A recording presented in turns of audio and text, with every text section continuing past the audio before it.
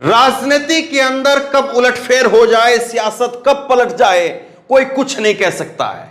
24 घंटे पहले कल दोपहर को खबर सामने आ रही थी, अजीत पवार जा रहे हैं, उनके साथ विधायक जा रहे हैं, सांसद जा रहे हैं और सब शिंदे की सरकार में, फडणवीस की सरकार में शामिल होंगे, भाजपा के साथ चले जा रहे हैं। लेकिन 24 घंटे के अंदर अंदर पहली खबर निकल करके सामने आ गई है और पहली खबर अजीत गुट में फूट पड़ गई है। एक सांसद शरद पवार के साथ में वापस लौट आए हैं। शरद पवार ने बड़ा ऐलान कर दिया है। शरद पवार ने कहा है पूरा 3 महीने, पूरा खेल 3 महीने में बदल दूंगा। अजीत पवार के साथ जो भी विधायक गए हैं वो सब वापस आ जाएंगे। एनसीपी प्रमुख शरद पवार का बड़ा दावा 3 बजे की, आज 3 जुलाई की खबर मैं आपको बता रहा हूं। कल दोपहर की खबर यह थी कि अजीत पवार के साथ तो सब चले गए हैं, शरद पवार खाली रह गए हैं, वो खाली रह जाएंगे, शरद पवार का अस्तित्व खत्म, पूरी एनसीपी लेकर के चले जाएंगे। लेकिन पहला जो सांसद है उसकी वापसी हो गई है और अजीत पवार ने एक समय सीमा तय कर दी है। शरद पवार ने समय सीमा तय कर दी है कि 3 महीने के अंदर अंदर हम वापसी करवा देंगे। दूसरी, ये जो है मैं आपको बता देता हूं कि कौन वापसी आ रहे हैं। डॉक्टर अमोल हैं और ये वापसी आ गए हैं। अमोल कोले इनका नाम है, ये वापसी आ गए हैं और इनको लेकर के जितेंद्र आव्हाड, ये इनका ट्वीट है और इन्होंने ट्वीट जो है वो करके कहा है कि जब दिल और दिमाग में जंग हो तो दिल की सुनो। शायद दिमाग कभी कभी नैतिकता भूल जाता है पर दिल कभी नहीं भूलता है। तो ये जितेंद्र आव्हाड की तरफ से जो है उनके ट्वीट को डॉक्टर अमोल कोले जो कि सांसद हैं, उनके ट्वीट को जो है वो रिट्वीट करते हुए कहा है कि पहला मोहरा आ गया है। तो जिनके भरोसे पर अजीत पवार, जिनके भरोसे पर फडणवीस साहब, जिनके भरोसे पर शिंदे और जिनके भरोसे पर मोदी और शाह 2024 के सपने देखने लगे थे, वोट परसेंटेज बढ़ता हुआ देख रहे थे, जिनके भरोसे पर सीटें बढ़ते हुए देख रहे थे, क्योंकि महाराष्ट्र में एक तरफा सुपड़ा साफ हो रहा था और अब महाराष्ट्र के अंदर कैसे जो है वो बीजेपी का 24 घंटे के अंदर अंदर उलटफेर हो रहा है। और इसीलिए एक खेल जो है वो निकल करके सामने आ रहा है कि ये जो पिक्चर है, ये पिक्चर तो बदलेगी। अभी पिक्चर में बहुत कुछ बाकी है। अगर लोगों को लग रहा है कि पिक्चर सेट हो चुकी है तो पिक्चर तो बदलेगी। ये जरा बॉडी लैंग्वेज देखिए आप। देवेंद्र फडणवीस से जो है वो अजीत पवार मिले हैं और बॉडी लैंग्वेज शुरुआत से दिखाता हूं मैं। ये गुलदस्ता दे रहे हैं, छगन भुजबल हैं जिनके ऊपर भी ईडी के, सब नेताओं पर ईडी के केस हैं। लेकिन देखिए आखिरी में क्या कहते हैं। ये कुछ सेकंड की क्लिप है और इसमें आखिरी में जब ये वीडियो खत्म होता है तो कहते हैं कि हाँ देखिए, हाथ देखिए, हाथ जो है वो देवेंद्र फडणवीस के हैं ऐसे। राजनीति में बॉडी लैंग्वेज बड़ी इंपॉर्टेंट है। दोबारा देखिए, हाथ वो ऐसे कर रहे हैं, ये देखिए। यहां पर जो है वो आज गुलदस्ता लेकर के देवेंद्र फडणवीस के पास में पहुंचे थे। देवेंद्र फडणवीस खुद जो है वो डिप्टी सीएम है और यहां पर जो है वो डिप्टी सीएम के साथ में यहां पर गुलदस्ता आपस में जो है वो अदला बदली का रस्म हो रही है। हर किसी के ऊपर जो है वो ईडी के केस हैं। ये सरकार जो है वो बीजेपी नहीं बल्कि ईडी के जरिए सरकार, अगर ये कहें तो शायद गलत नहीं होगा। अब खेल को समझिए, पिक्चर कैसे बाकी, उस बात को समझिए। शरद पवार कह रहे हैं कि वापसी होगी और 3 महीने के अंदर वापसी होगी। तो क्या खेल ये है? शरद पवार ने जो कुछ दिन पहले कहा था कि अजीत पवार ने जब शपथ ली थी सुबह सुबह 5-6 बजे के आसपास जब उन्होंने शपथ ली थी, तो शरद पवार ने अभी हाल के अंदर ही खुलासा किया था और उन्होंने कहा था कि मुझे पता था अजीत पवार जाकर के शपथ लेंगे और मैंने ही इसकी हरी झंडी दिखाई थी। और देवेंद्र फडणवीस ने उस बैठक को लेकर के कहा कुछ दिन पहले, अभी देवेंद्र फडणवीस ने कहा कि शरद पवार और अजीत पवार दोनों बीजेपी के साथ आना चाहते थे, लेकिन जब शपथ लेने का मौका आया तो एंड टाइम पर शरद पवार जो निकल गए। शरद पवार ना जाने उन्होंने क्यों अपने सुर बदल लिए। शरद पवार ने कहा कि मैंने हरी झंडी अजीत पवार को इसलिए दी थी ताकि वो बीजेपी में चले जाएं या बीजेपी के साथ सरकार बना लें और लोगों के सामने बीजेपी को एक्सपोज किया जा सके कि कैसे देखिए बीजेपी सत्ता के लिए कुछ भी कर सकती है। अब क्या शरद पवार का खेल ये है या अजीत पवार का खेल ये है कि हम बीजेपी के अंदर जाते हैं 3 महीने के अंदर, 2 महीने के अंदर इनको बताया गया होगा, क्योंकि बीजेपी भी इस बार पत्ते जो है वो सोच समझ करके तब खेलेगी, और बीजेपी जो है वो पत्ते उतने ही फेंकेगी जितने समय की मांग होगी। अब बीजेपी के साथ में अगर शरद पवार, ये अजीत पवार गए हैं, छगन भुजबल इसमें शामिल हैं, प्रफुल्ल पटेल इसमें शामिल हैं, अगर ये सब लोग गए हैं तो जाहिर सी बात है एक डील तो कम से कम हुई होगी, ईडी से मुक्ति। ईडी से मुक्ति, केंद्र की जितनी जांच एजेंसियां लगी हुई हैं उनसे मुक्ति, चिंता से मुक्ति कराइए। चिंता से मुक्ति ना हुई तो सत्ता किस काम की। खैर, क्या अब शरद पवार का, अजीत पवार का खेल ये है कि वो बीजेपी के पास में भेज करके पहले इनको बीजेपी की वॉशिंग मशीन से जो है इनको दूध का धुला हुआ वो साबित करेंगे, और फिर उसके बाद में इनकी जो है 2024 के अंदर जो है इनकी वो वापसी हो जाएगी 2024 से पहले। तो ये भी एक खेल है। अब जो है इस बात को और थोड़ा खोल करके समझते हैं तो फिर समझ में आता है। कल के 2 बयान आप देखिए, शरद पवार के बयान है और ये कल के बयान है।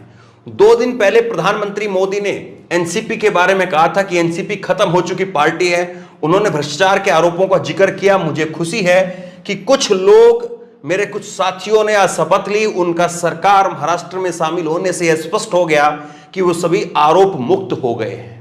तो जो बात मैं कह रहा था कि अभी प्रफुल्ल पटेल हैं, छगन भुजबल हैं, अजीत पवार हैं, सबके खिलाफ कुछ न कुछ हर फाइल जो है वो सबकी तय है। तो क्या ये शरद पवार जो है कल ही उस चीज को पेंट कर रहे हैं कि हाँ वहां पर चले गए तो मतलब वो तो साफ हो गया है। अब अगली सुनिए, अगला बयान देखिए।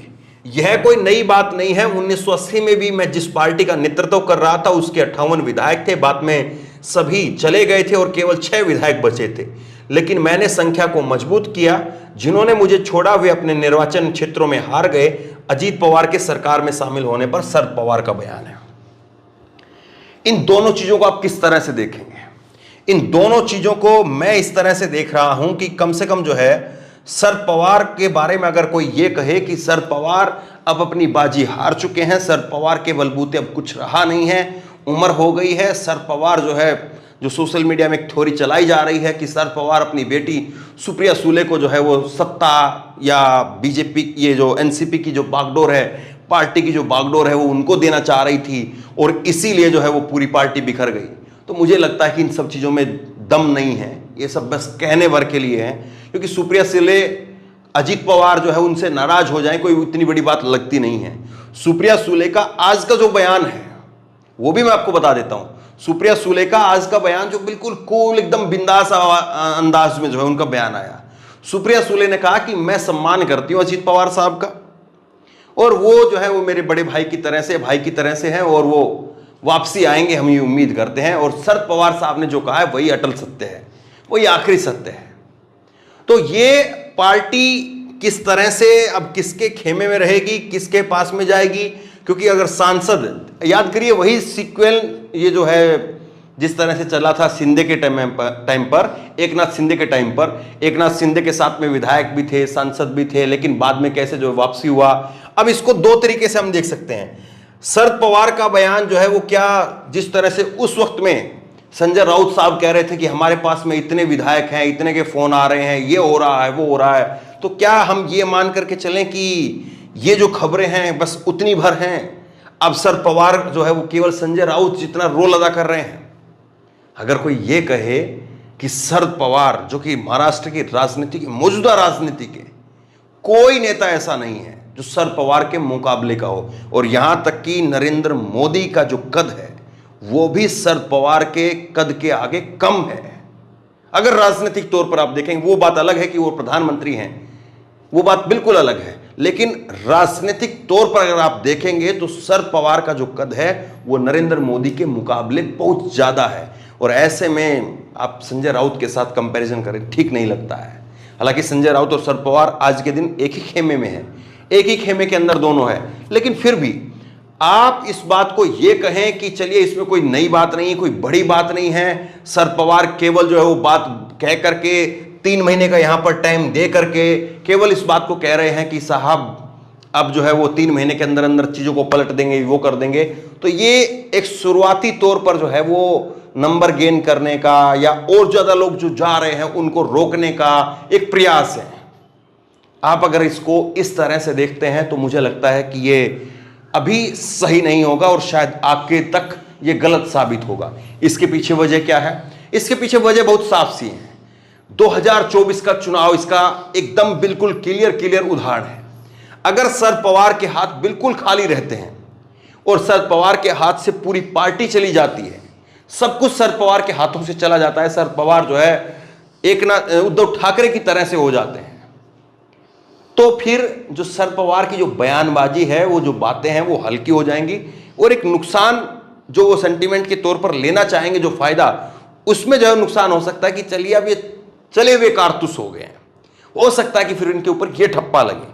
लेकिन शरद पवार, जिस तरह से उनके बारे में कहा जाता है कि शरद पवार की अगर उन्होंने अपने हाथ जो है वो लेफ्ट हैंड में डाला हुआ है, लेफ्ट हैंड पॉकेट में डाला हुआ है, तो उनकी राइट हैंड पॉकेट में क्या है कोई नहीं कह सकता है। ये शरद पवार के बारे में कहा जाता है कि वो अपने लेफ्ट हैंड को इधर डालते हैं अपनी लेफ्ट हैंड की पॉकेट में, तो राइट हैंड से वो क्या निकालेंगे कुछ नहीं कहा जा सकता। लेकिन खैर, वक्त है, राजनीति है, बड़े बड़े जो अपने आप में राजनीति के जो कद्दावर नेता रहे, उन्होंने भी जो है झटका खाया है और आज शरद पवार जो है वो समय बताएगा और शरद पवार जो है इस बात को तय करेंगे कि वो आज इस राजनीति के अंदर जो है वो झटका खा रहे हैं या फिर जो है यहाँ से एक बड़े नेता के तौर पर अपने आप को जो है वो यहाँ से उभार करके निकालते हैं, ये वक्त बताएगा। लेकिन जिस तरह से अजीत के गुट में सेंधमारी हुई है, एक बहुत बड़ी खबर जो है महाराष्ट्र को लेकर के बन गई है। अब सवाल यही है कि ये संख्या कहां तक है और 3 महीने का जो यहां पर अल्टीमेटम शरद पवार दे रहे हैं, इसका क्या होगा। और तीसरी बात, क्या शरद पवार का जो प्लान है, क्या वो गुप्त प्लान ये है कि शरद पवार ने ही अपनी सहमति से अजीत पवार को भेजा है, अजीत पवार वहां पर जाकर के बीजेपी के खेमे में अपने ऊपर और अपने साथियों के ऊपर जितने भी दाग लगे हैं उनको पाक साफ कराएंगे और उसके बाद में 2024 के चुनाव से पहले एक बार फिर से जो है, जिस तरह से वो मुख्यमंत्री उप मुख्यमंत्री की शपथ लेकर के वापसी चले गए थे, क्या उसी तरह से फिर से होगा? सवाल बहुत बड़ा है। और क्या महाराष्ट्र की सरकार के अंदर एक बहुत बड़ी खबर है, उस पर मैं आगे चर्चा करूंगा, लेकिन मैं आपको अभी बता रहा हूं, अविश्वास प्रस्ताव की अगर नौबत आती है तो शरद पवार क्या करेंगे? क्या उद्धव ठाकरे ने जो किया उसके बाद सुप्रीम कोर्ट में जाकर के उनको जो झटका लगा वो चीज रिपीट करेंगे? शरद पवार के तर्कस में कुछ और तीर होंगे और अब तो राजनीति के अनुभव से बहुत कुछ जो है वो खट्टा मीठा सीखा भी होगा। तो बहरहाल बहुत बड़ी खबर है, महाराष्ट्र पर लगातार नजर बनी हुई है और महाराष्ट्र की राजनीति इस वक्त में क्या कुछ कह रही है, महाराष्ट्र की राजनीति से क्या कुछ निकल करके आता है, बहुत दिलचस्प है। शेयर करिए इस खबर को, लोगों तक पहुंचाइए, क्योंकि बड़ी खबर है अपने आप में, अभी की कल से जो है ये बड़ी खबर है। शेयर करिए। और आप क्या सोचते हैं, कामयाब हो पाएगा या केवल और केवल जो है शरद पवार के जो शब्द हैं वो खोखले बन करके, खोखले भाषण के रूप में जो है वो रह जाएंगे? आप क्या सोचते हैं, नीचे कमेंट बॉक्स में अपनी राय जरूर दीजिए। इस वीडियो को खूब शेयर कीजिए, लोगों तक पहुंचाइए और इसी तरह की तमाम खबरों के लिए ऑनलाइन न्यूज इंडिया को सब्सक्राइब कीजिए, साथ में जो बेल आइकन है घंटी उसको जरूर दबाइए। धन्यवाद।